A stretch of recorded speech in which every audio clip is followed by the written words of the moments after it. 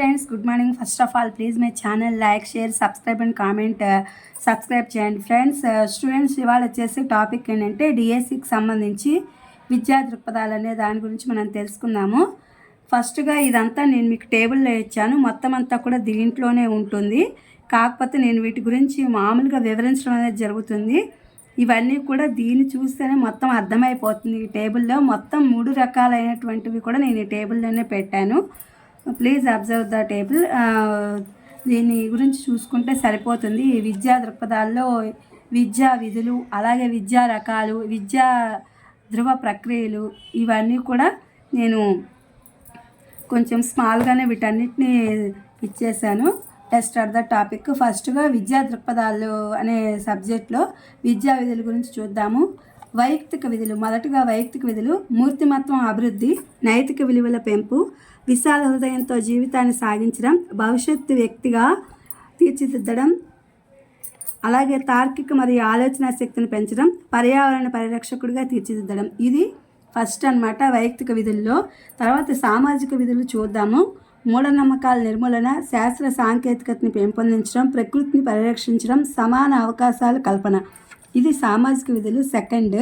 Next వచ్చేసి జాతీయ విధులు ఏంటంటే హక్కులు మరియు విధుల సాధన, నాయకత్వ అభివృద్ధి, జాతీయ సమైక్యత పెంపు, దేశ అభివృద్ధికి పాటుపడడం. ఇవి విద్యా విధుల్లో నిర్వర్తించవలసినటువంటి విద్యా దృక్పథాలు అనే సబ్జెక్టులు. నెక్స్ట్ వచ్చేసి విద్యా రకాలు చూద్దాము. ఈ విద్యా రకాలు ఏంటంటే పాఠ్య ప్రణాళికలు, బోధనా పద్ధతుల ఆధారంగా వీటిని 3 రకాలుగా విభజించవచ్చు.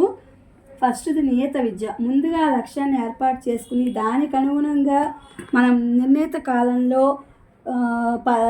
జరిపే పద్ధతిని నియత విద్య అని చెప్పంటారు. అంటే మనం రోజు స్కూల్కి వెళ్ళి చదువుకునే విధానం అన్నమాట. అంటే పాఠశాలలు, కళాశాలలు, గ్రంథాలయాలు, మ్యూజియాలు, జంతు ప్రదర్శనశాలలు, అలా వాటికి వెళ్ళి మనం చూసేటటువంటివి ఉదాహరణ అన్నమాట. అవి ఇక్కడ ఏమిచ్చాడంటే విజ్ఞాన యాత్రకు వెళ్ళి నాగార్జున కొండను చూసి విజ్ఞానం పొందాము. ఇది ఏ రకమైన విద్యగా పేర్కొనవచ్చు అంటే నియత విద్యగా మనం పేర్కొనవచ్చు. యాదృచ్ఛిక విద్య. ఇదేంటంటే ముందుగా ఒక లక్ష్యాన్ని కానీ నిర్ణీత సమయం లేకుండా అభ్యసనం జరుగుతుందని అభ్యసకునికి తెలియకుండానే జరిగేటటువంటి విద్య. యాదృచ్ఛికం అంటేనే కదా తెలియకుండా జరిగేటటువంటిదే విద్య.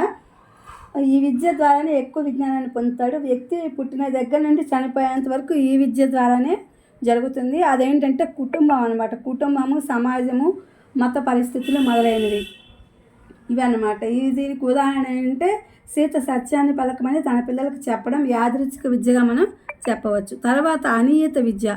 ఈ అనియత విద్య ఏంటంటే దీనికి సంబంధించి విద్య పూర్తి కాకుండా మనం మధ్యలో ఆపేస్తాం కదా, అలా పూర్తి కాకుండా మధ్యలో ఆపేసేసి మళ్ళీ దీనికోసమని అలా ఆపేసిన వారి కోసం నూతనంగా ఒక విద్యా ప్రక్రియ వచ్చింది. ఇది నిరంతర విద్య అనమాట. దీనినే దూర విద్య అని కూడా అంటారు.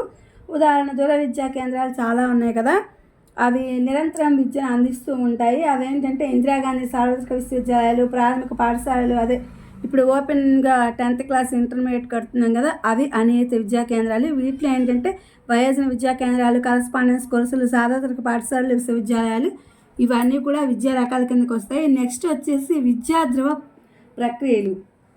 విద్యా ధృవ ప్రక్రియలు ఏంటంటే విద్యను బోధనా ప్రక్రియగా భావించినట్లయితే దీనిలో ఎవరుంటారంటే విద్యార్థి బోధనా విషయంగా ఉంటాయి. వీటిని ఆధారంగా విద్యను 3 ధృవాలుగా వర్గీకరించారు. ఏక ధృవ ప్రక్రియ. దీనిలో ఉపాధ్యాయుడు మాత్రమే ప్రధాన పాత్ర పోషిస్తాడు. విద్యార్థితో సంబంధం లేకుండా ఈ విద్య అనేది కొనసాగుతుంది. ఉపాధ్యాయుడు ఆధిపత్యం ఎక్కువగా ఉంటుంది. ఇది చాలా పురాతన పద్ధతి. దీనికి ఉదాహరణగా వేద విద్యను పేర్కొనడం జరిగింది. అట్లాగే నెక్స్ట్ వచ్చేసి ద్విధ్రువ ప్రక్రియ. దీనిని ప్రతిపాదించింది జాన్ డూయి అనమాట. దీనిని జాన్ ఆడమ్స్ ప్రతిపాదించారు. ఇదేంటంటే విద్యార్థి, ఉపాధ్యాయుడు ఉంటారు. ఒకరిపై ఒకరు ప్రభావం చూపిస్తారు. ఒకరు బోధిస్తే మరొకరు నేర్చుకుంటారు. ఒకరు నిర్దేశిస్తే మరొకరు అనుసరిస్తారు.